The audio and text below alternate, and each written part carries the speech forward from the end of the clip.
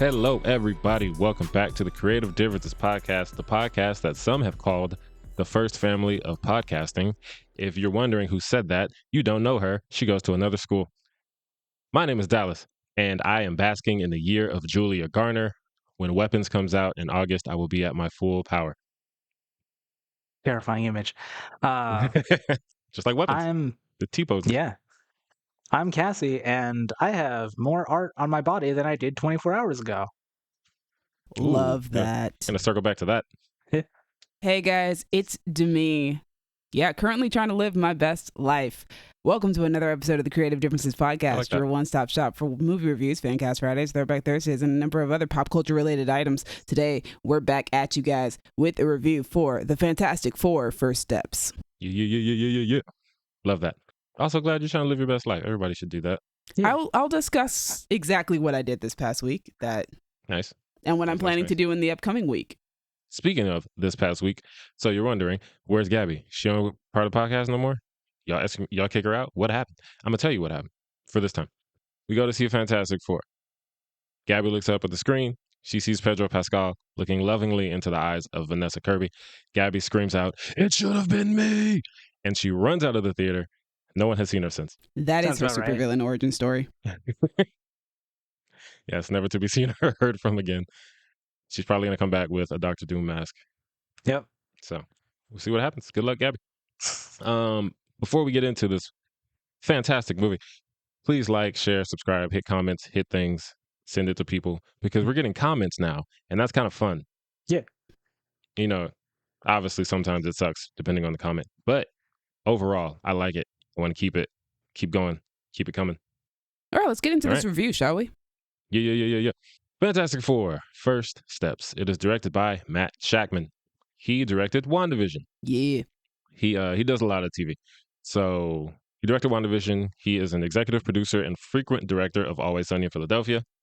And most importantly to me, he directed like 5 episodes of Psych, including Dual Spires, the Twin Peaks episode, and Lights, Camera, Homicidio, the telenovela episode, which is one of my favorites. Shout out Matt Chapman. I didn't know he did that.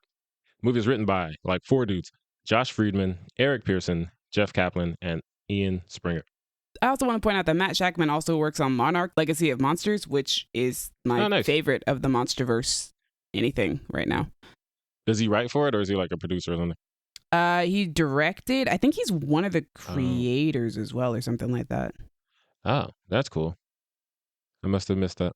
But yeah, good show. Shout out Matt. He knows what he's doing. Yeah, he's an executive producer on that show. Oh, that makes sense. So yeah, back to the dudes who wrote this movie. Josh Friedman, he wrote War of the Worlds, Kingdom of the Planet of the Apes, some other stuff. Eric Pearson, he's a Marvel boy. He wrote Thor Ragnarok, Black Widow, and Thunderbolts, and some other stuff. And then Jeff Kaplan and Ian Springer don't have Wikipedias, but doing my due diligence, going the extra mile, providing that Patreon-worthy effort. These two appear to be a writing duo, and they wrote The Last of the Great Romantics and Bert and Arnie's Guide to Friendship. I don't know what those are, but they're on IMDb. The movie stars Pedro Pascal, Vanessa Kirby, Eben Moss-Backrack, Joseph Quinn, Julia Garner, Paul Walter Hauser, and Ralph Ineson as Galactus. It is based on the Fantastic Four. Duh. And the IMDb summary says, forced to balance their roles as heroes with the strength of their family bond, the Fantastic Four must defend Earth from a ravenous space god called Galactus and his enigmatic herald, Silver Surfer. All right, so it's a dope-ass movie. Initial thoughts. I told Demi this last night. I haven't done my Letterboxd review yet, but my review was almost just hell yeah in all caps. So those are my initial thoughts. My initial thought is Dallas is correct. This is a fantastic movie, as he said earlier. My Letterboxd review is not done because I haven't. I like my Letterboxd reviews if I'm going to give an actual review to be kind of articulate, and I just haven't really gotten to think through what my review is going to be. But I did really love this movie. Same. Let's get this question out of the way early. Cassie, did you see the movie? Nope. All right, got it. All right. So, one thing I want to bring up that I was thinking about early on to the movie is in our group chat, Demi said, the reviews are saying it's like live action Incredibles. And Cassie, justifiably, was like, what do you mean? Fantastic Four came first. It's the blueprint. Shouldn't it be the other way around? And I thought, that makes sense. I'll see when I see the movie. And when I saw the movie, I thought, I know why people said that. Because The Incredibles, in addition to being fantastic and scored by Michael Giacchino, it has this vibe and style of a modern thing that's being made to look retro. And Fantastic Four, for the Yeah, they're first both time, retro futurist. yeah, is doing that because most iterations we've seen of Fantastic Four are contemporary for their time. So like Fantastic Four was created in the 60s. Yep. But it just looks like current day for them. It wasn't like we're trying to look like back in the day. And then Tim Story's Fantastic Four in '05 just looked like '05, and then Josh Trank's just looked sad. So Dang. now we're at Fantastic Four looking like back then, which is what The Incredibles does. And then also, the other stuff is Fantastic Four did it first, like the family dynamic and all that fun stuff. But I get it. I like the vibe. I like everything so much. I love the characters. I think because they chose to make it retrofuturistic in the vein of the 60s, first of all, I think that was a great idea because it does make it more distinct than the other Fantastic Four movies that we've gotten. It gets to pay homage to the origins of the Fantastic Four. I think Fantastic Four #1 came out in like 1961. And I also think that they got the perfect director for it, which is Matt Shakman. We saw what he did with WandaVision, where he like perfectly like emulated.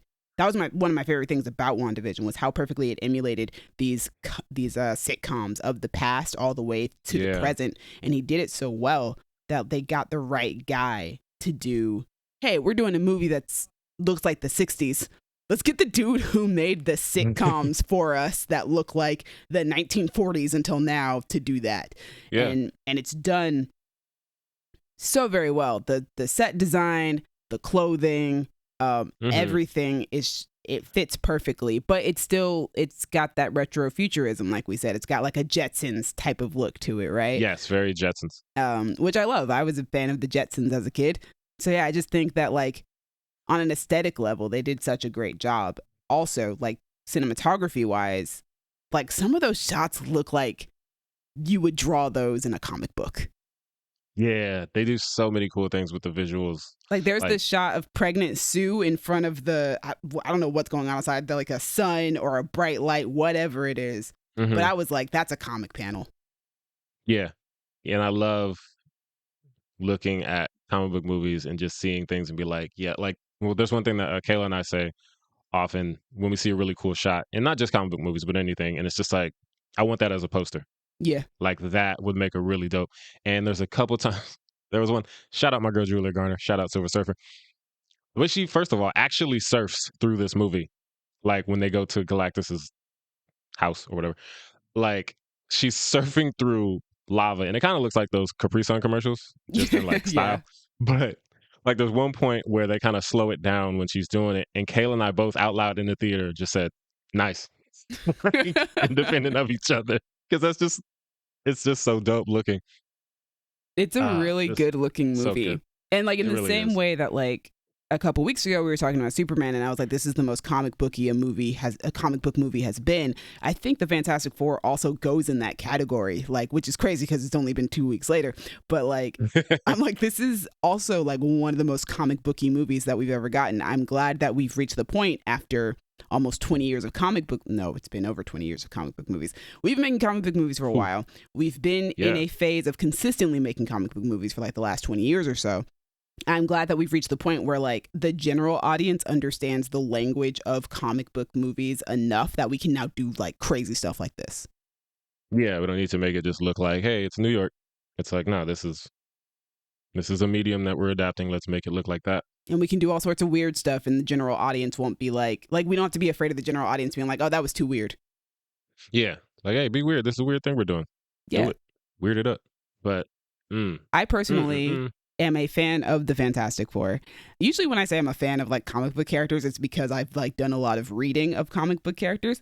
Not in this situation. I've just been a fan of the Fantastic Four since like 2005 when the first movie came out. I always loved the Fantastic Four ever since I saw that movie. And so I really liked the way that they did these characters for this movie. I always thought Marvel Studios would like be the one to like truly crack the Fantastic Four movie, and I think they really did. They really did. So I was watching, and I try not to do the thing where like I put something down as a means of building something that I like Yeah. up. That being said, it's just there are certain movies that like adapt similar source material, and it just feels like now we got it because Fantastic Four, the character types are very like archetypal. Like you have Yes. a lot of times it's just Reed is smart, Ben is gruff, Johnny is reckless, Sue is a woman. But now we have like, yes, Reed is smart and his intelligence leads him to be like, he carries this weight on his shoulders. Anything that goes wrong is my fault because I should have figured it out. And I can't think in a way that's outside of figuring these things out from a scientific standpoint. So I legitimately have always liked Reed because I liked Yoan Griffin's portrayal of Reed in the 2005 movies. The 2005 movies are just, you watch them and they're definitely from the early 2000s. Very much, yes. But this movie made me love Reed. Like, yes, I've heard a lot about how in the comic books Reed is kind of a dick. And I like that this movie he's incredibly smart, and sometimes he's so intelligent that his logic leads him to occasionally be very insensitive. But I like that the movie didn't make it like he's an awful person for sometimes being insensitive. And I do like that Sue calls him out sometimes on having certain thoughts and being like, what are you doing right now? This isn't the way that we should be thinking. And him being like, I can't help it. That's who I am. And I feel bad about it, but that's how I work. To the point where, and this is what I was talking to you about off mic, one of my favorite Vanessa Kirby moments in this movie is also across the board, fantastic performances from everybody. Let's say Loved that everybody in it. I forgot to get to somebody, but he tries to like suppress that because they get to a point where there's a thing that happens in the movie that's I'm not going to bring up because it gets into plot stuff, but he comes up with a plan and he has to pretend he hasn't yet because Johnny and Ben are like, okay, so how are you going to make this happen? And he's like, I don't know. But Sue knows him. And she says, you do know. You figured this out already. And the thing that you figured out is the thing that we said we weren't going to do. And Reed says, I'll figure something else out. He knows it's the best plan, but he's like, I'm not going to do it. But she's like, I know we need to do it. And this is the scene I was talking about. Vanessa Kirby. So good. She says, I know. And she's like backing away from him and she says it like 3 times. And that last one is like so guttural and she like turns invisible just from her emotion. She's like, I know. And I was like, hell yeah. On the ride home, Kayla and I both brought that up. Like, okay, so that scene with her saying, I know, right? It's just so good. She's always been so good, but man, she is incredible as Sue Storm. I got like halfway through this movie and was like, oh, right. Sue and Johnny are 2 of my favorite characters. I've always loved the Storm siblings, like ever since I first got into the Fantastic Four. I love the way that Sue is written in this movie. Same. Partially because I've watched 2 shows this year that have basically sidelined their female characters because motherhood. Yeah. One of the things I was really happy this movie did was that Sue never at any point gets sidelined because she's pregnant or because she's a mother. She is consistently in the fray. She is constantly involved in the strategy. She's involved in the action, even though she has a child at home. There was never a moment where it was like, no, you can't go because you're a mom. Stay home with the baby. Yeah. No, they were like, no, Sue's part of the team. Sue is going to do the thing, even though Sue also has a child that she has to take care of. And I was so afraid that like she would get sidelined, but like I think that she might be the MVP of the movie, especially when you get to the end of the movie. Like Sue is that girl. She goes hard at the end. I love Sue so much, and Vanessa Kirby also plays her so well. So like not only is the writing really good for the character, but her performance as this character is just really well done. Like I was like, yes, that's my girl. I love Sue Storm, and this like movie is like the epitome of why I love Sue Storm. Yeah, and I feel that about all of these characters. Like Ben is not just like the muscle. He is actually Reed's best friend, and he goes to comfort him in a way that a friend would. Like, yo, you got to stop beating yourself up about this whole situation. They even had this like funny interaction where Reed is like, it's my fault. I should have figured it out. And Ben's like, you're not that smart. It's like, obviously he is. But he's like, okay, I am though. And he was like, can you cook? And he's like, that's more of an art than a science. And it's like, did you pass your driver's test? And he was like, that was a signage issue. And you just have this friendly banter between them. And like Ben is like the homemaker. He's at home cooking with the robot and adding garlic to the pasta so it has more zip. And he's telling Johnny, why are you eating Lucky Charms? You're going to ruin your appetite. Like, When it I is tell a family. you, that moment just made me think of my little brother. So I've seen my little brother do that. I've seen him get like a bowl of cereal like right before dinner is going to happen. And it's like, why are you eating? And it's like, because I'm hungry. And I'm just like, I cannot stand. I was like, It's so Johnny is peak little brother energy. Johnny is so little brother energy. But also like on Ben before I move on to Johnny, because I do love Johnny. I also like Ben's also the one doing the grocery shopping. He's the one who's talking to the kids in the street. Yeah. Also, Yancey. So a lot of times these superhero movies get a lot of flack because they have a tendency of erasing like the Jewish heritage of a lot of these characters. Yeah, not a case here. They did not do that here. And they didn't, it wasn't even like something that's very overt. It's very subtle. But like, I was like, oh, they didn't do the thing that they usually do where we just don't even acknowledge the fact that some of these characters have religious beliefs or backgrounds. And because so many of these creators were Jewish. Yes, they were. Like the old school Marvel, like DC, like a lot of these people were Jewish and they put that into their characters. And now it's just like, yeah, they're white people. But like Ben Grimm has been canonically Jewish since 1961. And this movie didn't shy away from that. And I love it. Also, Natasha Lyonne, we love her. Shout out to her. I was so happy to see her. I forgot she was in this. And she popped up and I was like, hey, Charlie Cale. It was funny because about a week before the movie came out, I was thinking to myself, who was Natasha Lyonne playing? I was like, oh, what if she's playing Ben's love interest? And bam. I don't know if I'd call her a love interest particularly in this movie, but it does feel like that's where that storyline would lead. Just if we setting were to the get more. seeds. Yeah. Yeah. Which I love. Natasha Lyonne's great. I also really love, one of the things that I've always loved from the Fantastic Four is Ben and Johnny's relationship. They're like bromance and how like they're constantly like going at each other in a very brotherly manner.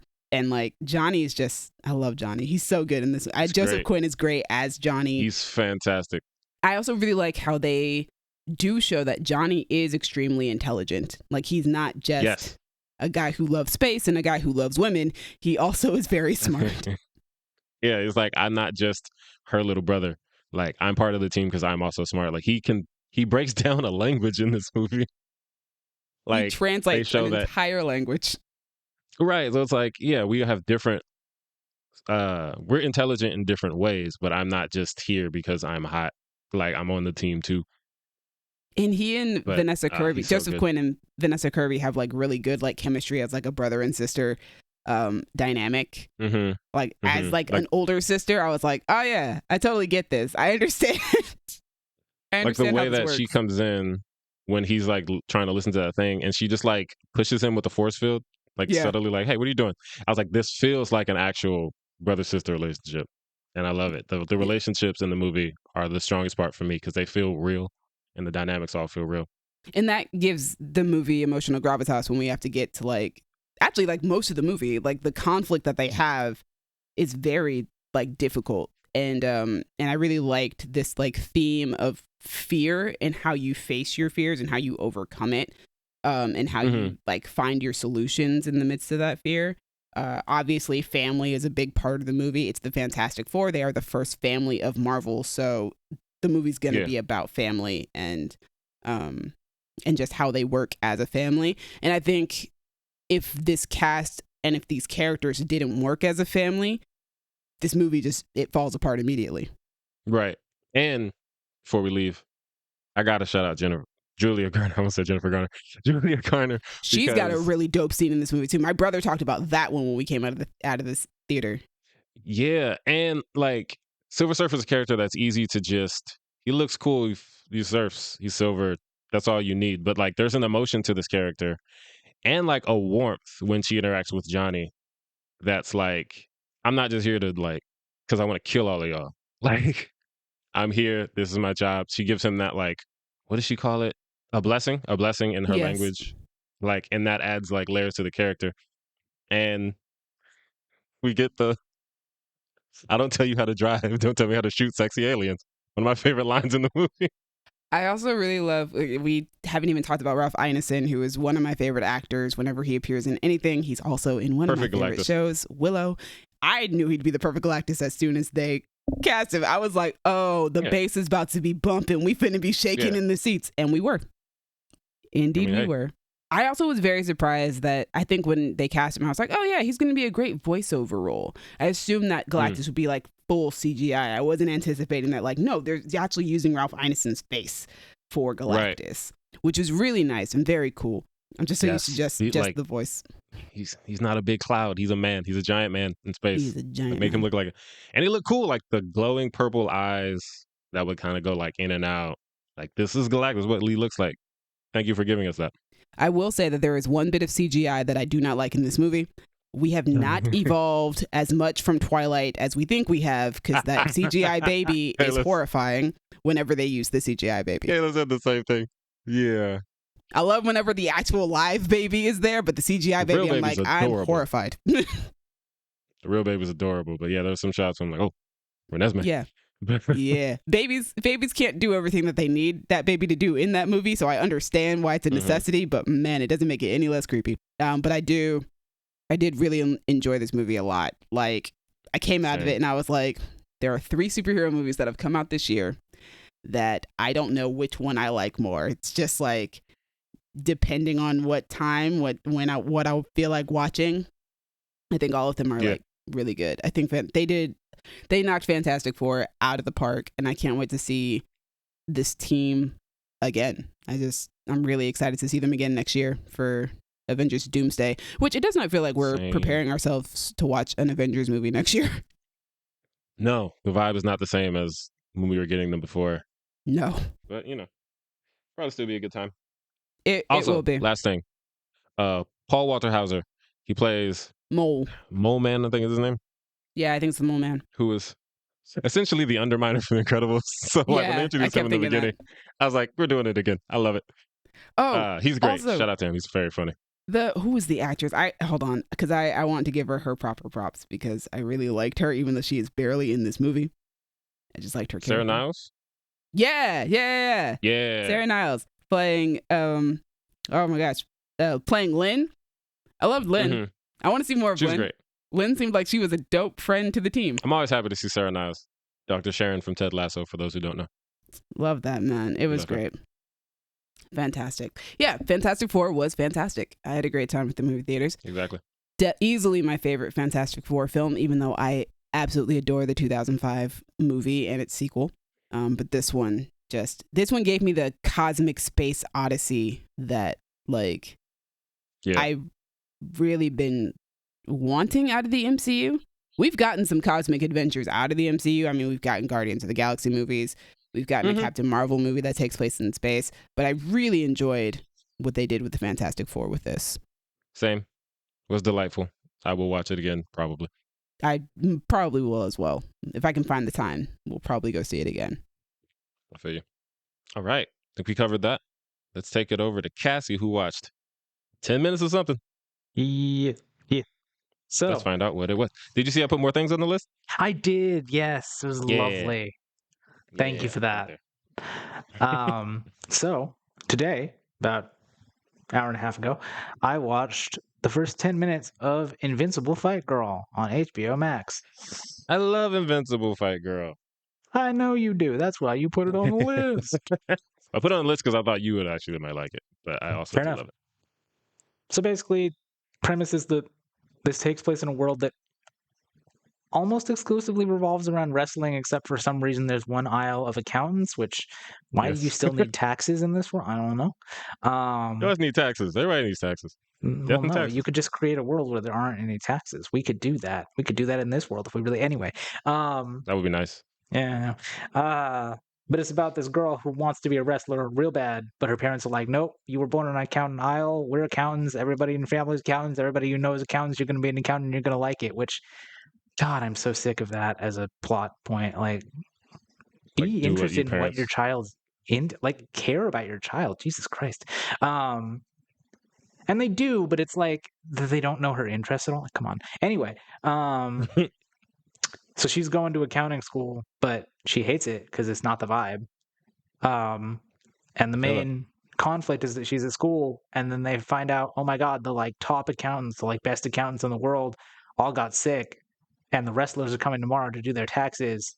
So that means that y'all losers are gonna have to do their taxes. And everybody freaks out because like they're, students. How are they gonna do that? It's gonna be terrifying. Also, a lot of them are like scared of the wrestlers for some reason, which for a world that revolves around wrestling, I mean. Anyway, and she's like, "Oh fuck yeah, I'm gonna get to meet a wrestler, and I can ask them some question, and then eventually I get to become a wrestler or whatever." But then the next day happens, and she gets there, and her boss is like, "Yo, nah, you trash. Get out." Not really get out, Yeah. but like you don't get to do anything with the wrestlers. You're terrible at taxes.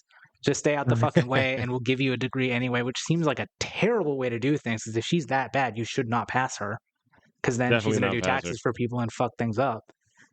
But that's how it goes, I guess. And so she's like, "Well, I guess I'm stuck here being sad." And then she hears like a dude who sits next to her in class, who may or may not be her friend, like hyperventilating because he's like, "Oh my god, the wrestlers, they're so scary. I can't fucking do this." And she literally, it ends with her like smirking, and you can tell like, okay, she's gonna find a way to replace him and then meet the wrestlers and then blah blah blah blah blah, achieve her dream. And like, yeah, it was fun. The thing about it for me is like, it's really fun that first 10 minutes. I don't know that I want to keep going only because I don't give a shit about wrestling. Yeah. But it is makes interesting sense. that this takes place in a world where like you have wrestlers and then you have Miss comes into the ring and teleports around every 5 seconds, and I guess we're all fine with that, which seemed a little like the other three wrestlers in that ring were just kind of wrestling. And then she comes in like, "Yo, what's up? I'm everywhere you want to be. I'm Nightcrawler." And I'm like, I guess that's in the rules. But yeah, it's a weird world. I mean, that's the point. Definite. Yeah, like it's more. I feel like in terms of like what you'd have to be into to like it, it's more anime influenced than wrestling influenced. But it's definitely like okay. how there's like an anime for everybody. There's like if you like cooking, Sure, if you like sure. basketball, if you like that. This is if you like wrestling. And to be honest, it's such a silly show. And they do the things like, we can teleport. So it's like, even if you're not into wrestling, it's like wrestling is kind of just like a framework. Like obviously the people who made it are into it enough to make this show well. But like it's a bunch of silliness and a bunch of fights, which is great. I do think it's funny.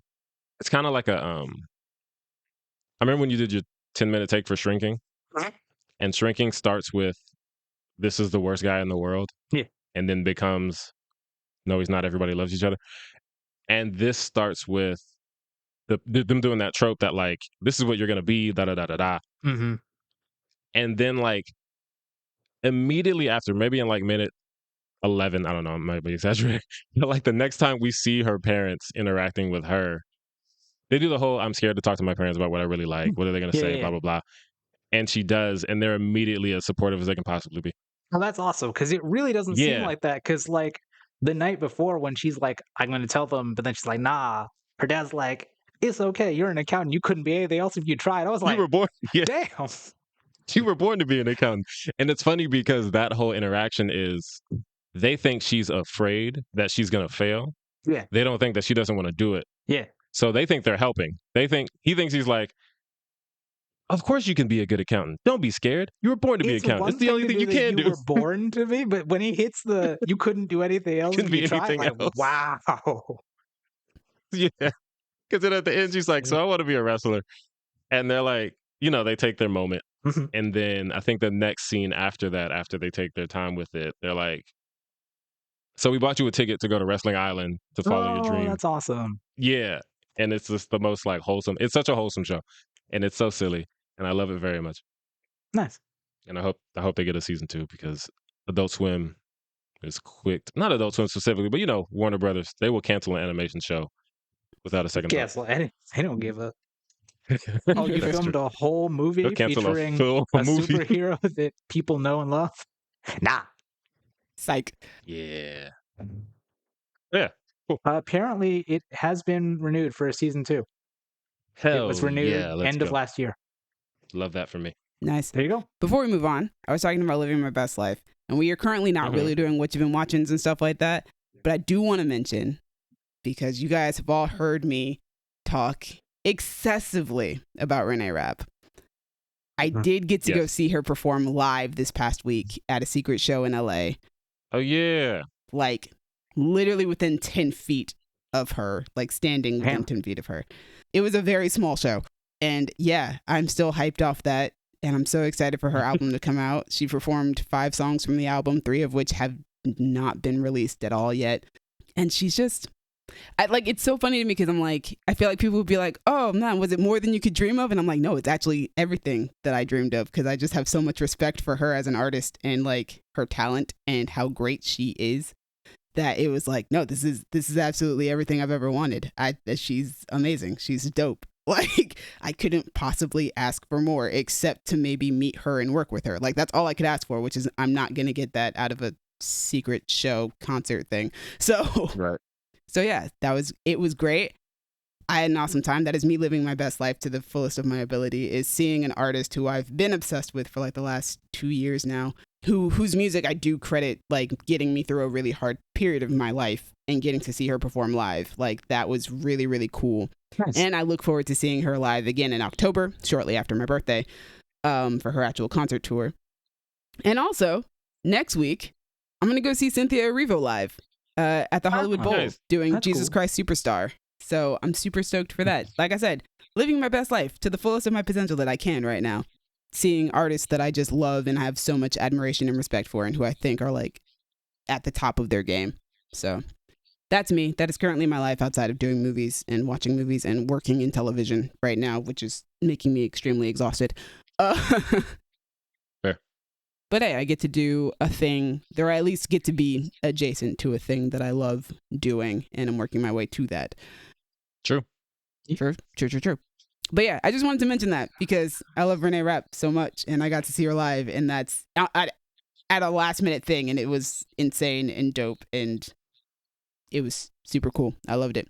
Her album comes out next week. Anyway, Dallas, Nice. we have Yeah. comments, so you say. We do. Different Welcome opinions, to our baby. Different opinions. All right, so starting with YouTube as we do, because that's where we start. Our Superman reaction. We got a couple comments. One is from Elias Carrasco. They just wrote so many random facts about. It looks like one per cast member of the show, of the movie, and I'm not gonna read all of them because who has time for that? But it starts with just like, young Lois Lane is watching Clark race the train. The actor sitting on one side of her is actor Kirk Allen, the very first actor to play Superman in the 1940s. The actor sitting on the other side is Noel Neal, the original 1950s Lois Lane. And it goes on from there. Wow. That was like probably a fifth of the comment. They That's were impressive. Shout they were out doing to it. you for giving us Shout all out that to- information. Yeah. We love It fun was, facts. we love fun facts. There's also a random fact in the middle about the Manson family murders, which I was like, hey, man, Ah. maybe one of these things is not like the other. But yeah, fun comment. Other than that Manson thing. And then we have a comment from Anand Vijayan. Sorry if I'm messing up your name. The comment is, I don't know how movie commentaries work. That's not actually the comment, but the comment says, it would be great if you did not comment every 10 seconds, What? which makes me think you don't know how movie commentaries work. Yeah, that's kind of what we do. Because if you click on movie reaction, half of that is reaction. It's also You just want to like, watch the movie. we edit it so that we're saying stuff, because otherwise it would just be looking at us sitting there, blank expressions. Like, you want that? We'd probably also get hit with like a copyright block or something like That that. Yeah, we which can't is just why we post added it. movies. You can't just post movies on YouTube, dude. We're not bootlegging over here. Yeah, we got to cut around it as much as we possibly can. But yes, Anand, I recommend that you A, learn what a movie reaction is, and B, find somebody with an HBO Max password, and then you can just watch Superman without the comments and the reactions and however you want to watch it. I'm going to say what Billy Binges usually says for his reactions, which is you're going to see more of me than you are of the movie. Yes, this is our YouTube channel. This is not the Warner Brothers official Superman YouTube channel. Actually, I would recommend you buy it on physical media because then you have it, and streaming won't just take it away from you without a second thought. True. I legitimately just got my Sinners Steelbook in the mail today. Hey, love that. Yep, and I've already ordered Superman, my Superman Steelbook. So Nice. Nice. Speaking of Superman, we have more comments on Superman things. Going over to TikTok, because that's where people actually be commenting. On our reel about how horny Lois Lane was in that old Superman movie when she was interviewing. Yeah. Friend of the show, Diaria, said, "Great movie, flame emoji." You right. You are right. A lot of these comments are pretty old. I was like, I should probably turn on my notifications for TikTok so I see when people comment, because these kind of pile up. And then on our Superman review reel, this is where we got a lot of them because people like Superman sometimes. We have one from Rick Harris from Pawn Stars. That's the person's name on TikTok. I don't know if they're actually from Pawn Stars. I haven't seen it. I used to watch it. All right, well, maybe this is Rick Harris from Pawn Stars. It says, "It's too good." Yeah, Hi. good movie. I like it. It's a fun time. Can we go on Pawn Stars now? Like, what's the... Yeah, How's this can we work? go pawn some stuff? I don't know. We can pawn some stuff I don't or really know buy how it some works. stuff. I'm sure they've got some interesting stuff in there. Yeah, Rick, let us know. The rest of these comments are from the same Superman review reel. Eugene Vasquez says, "I rather watch Green Lantern 1,000 times." I've never seen that movie, so I have no opinion. I have. I mean, hey man, that's your business. Red Savage 95 responded to that comment and said, "Lex, chill. We know it's you," Whoa! That's excellent. which is hilarious. That's my favorite comment of the day. Emily says, "Love this Superman so much. It's punk rock to be kind." Shout out to Emily. Oh, I wonder if that's... It is. Oh, cool. Hi, Emily. Yeah. Friend of the show, Emily. Oh, shit. Look at that. Hi, buddy. She actually, what's funny is she told me that she saw the reel, and not only did she see the reel, it actually just naturally popped up in her algorithm. Oh my Wow. God. We're in the algorithm. We're getting noticed. Love that for us. Wild. Hey, girl. So the algorithm is Yeah. starting to love us. And also, hi, friend. I love you. It only took over 300 episodes. Let's go. Last comment of the day from Logan South says, "You really have to try hard to hate this movie. It was amazing, start to finish." Agreed. Yo, like, I didn't even think it was amazing, but yeah, you really gotta try to hate this. It's not that much. Like, calm down. Yeah, I like this movie a lot. Amazing is a stronger word than I would use for it, but if you hate it, you probably just hate having a good time. Or you really, really like Billionaires or Israel. I don't know. But shout Yeah. out Logan South. Thank you for the comment. And yeah, that's different opinions. They are different. Wow. They are opinions. Sometimes they're not. Sometimes they're just a list of fun facts about stuff. And sometimes there are people who might be on Pawn Stars. Hey, guys. So we've Love got that. a little bit of time, I would say, because we haven't gone too long. So I want to try this thing. We haven't been doing news in a minute. And because of how busy we've been, we're not going to be able to do our usual Comic-Con recap episode. So Right.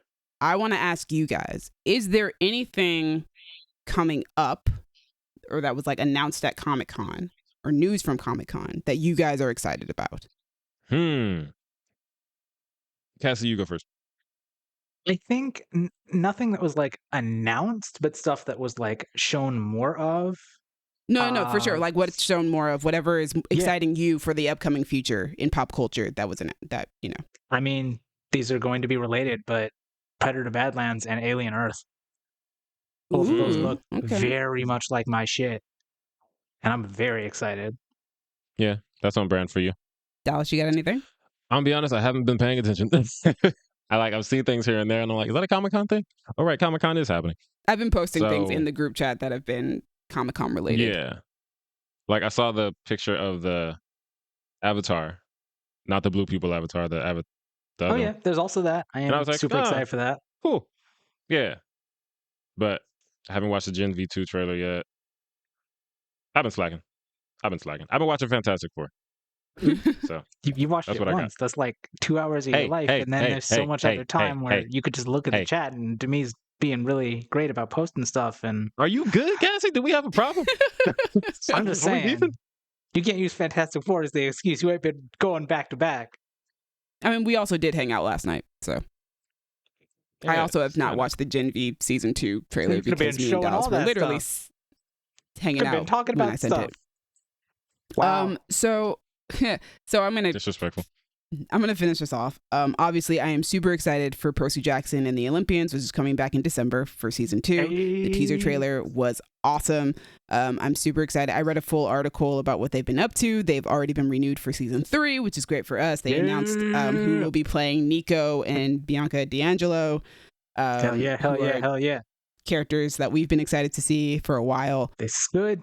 I'm also very excited that they used a lot of practical sets and locations for Sea of Monsters, mostly because Ooh. the volume kind of was restricting to what that needed to be done for what Sea of Monsters is.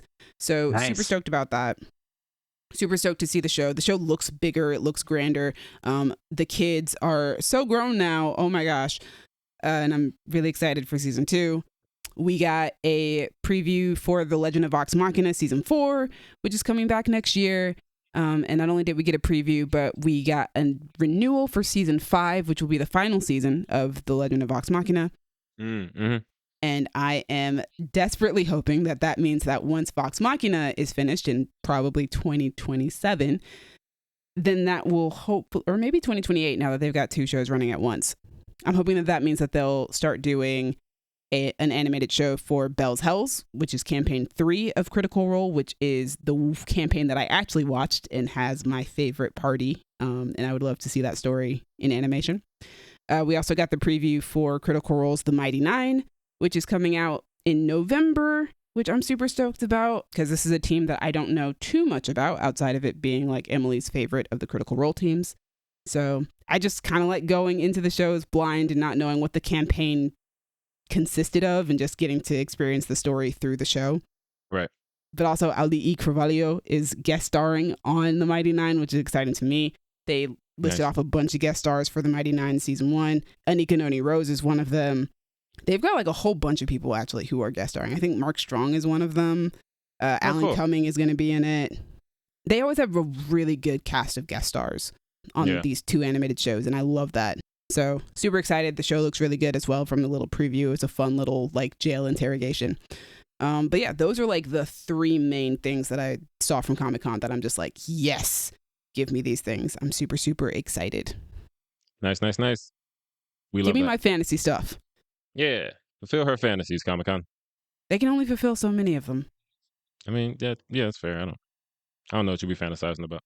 But anyway, that's all we've got for you guys today. Thank you for joining us. Thank you for joining us, listening to all that, commenting if it was nice. Thank you, Crown Digital, Brandon and I, for putting us on Spotify and Apple Podcasts. Demi, thank you for editing and putting us on YouTube, watching Fantastic Four so we could bond about how dope it is. I'm so happy about that movie. Same. It makes me happy, and I am happy to be happy. Cassie, thank you for your 10-minute take on that show that I love. And, coming through for the vibes, as you be doing. As always, audience, you can reach us in the comments or you can hit us on Instagram and Tumblr at Creative Differences Podcast, Facebook.com/Creative Differences PC, and TikTok at Creative Differences Pod, which seems to be where you guys are actually talking to us. If you want to talk to me about how The Incredibles is still the best Fantastic Four movie, but this one was also great, you can find me on Instagram and Letterboxd at A King Named Simba. Come talk to me about, I don't know, what books you be reading. I'm kind of like in between books right now, and I need to pick something else up. You can find me on Blue Sky at Sassy Soothsayer. Hey, Cassie, so I'm currently reading Oathbound, which is technically the 3rd book in a series, but if you wanted to start on that series, I love it. It's fantastic. Kayla recommended it to me. I'm also currently reading the Iliad because I'm prepping for the fact that the Odyssey is coming out next year, so I'm going to be reading the Iliad, and then I will be reading the Odyssey. And I have a year Is to Oathbound do all that. the series is like King Arthur mythos, but the main character is like a black girl? Yes. I think. Yeah, I've heard great things about that. It's great. I'm reading the 3rd book right now. It's awesome. But also I found the leading character to be highly relatable because we've been in similar situations. Anyway, Nice. You guys can find me on Letterboxd at Demi Joie. I'm still currently working on my Fantastic Four review, but you guys can go there to check out any of my actual articulate reviews, or you guys can check out what I've decided to make joke reviews about. There are a few. Sometimes I go back and forth, but sometimes I actually go into depth as to why I like or am indifferent to a movie. I try not to go too hard in the paint on movies that I don't like. There's other people who can tell you why it's not a good movie. But anyway, thanks again for joining us. Tune in next time. I don't know what we're doing next time, but I have a feeling in my gut that we might be discussing Freakier Friday, My Mother's Wedding, and Weapons. Well, before we get to Weapons, which I will definitely be discussing, we're going to get yiffy because The Bad Guys 2 comes out next weekend. And I'm going to hope that Gabby can join us for that. We shall see if that's our next review. But if it's not, it's probably going to be the ones that I mentioned. Yeah, we'll just throw it on the back with those. All right. Oh, sorry. Speaking of Gabby, you want to find her? You want to talk to her? You want to see what she's been up to since she screamed and ran out of that theater? You can find her on Blue Sky at Stretch Me Read. It's all one word. As you were ripping into it, I was like, it's going to be something with stretching. Yep. Mm-hmm. Yes. Oh, I got to give a shout out to the Fantastic Four movie, because while we have not gotten better at doing CGI, well, we've gotten a little better at doing CGI babies. I'll give them that. It's better than Renesmee. Still creepy, but better. I much prefer the CGI fetus in this movie than I did in Blonde. Yeah. What a comparison to make. CGI fetuses. It came to mind as it was happening in that movie, and I was like, I'm having Blonde flashbacks, but I feel much better about this. Nice. This one at least left me with wonder. Yeah. Yeah. I can imagine what the other one left you with. Fear. Anyway. There. It's been different. Bye. Bye. All right, so Gabby has another social media. Oh. If you can't find her on Blue Sky, she has an alt account also on Blue Sky, and it is Eat Me Like Galactus. Beautiful. So you can find her there. Well done. I love it.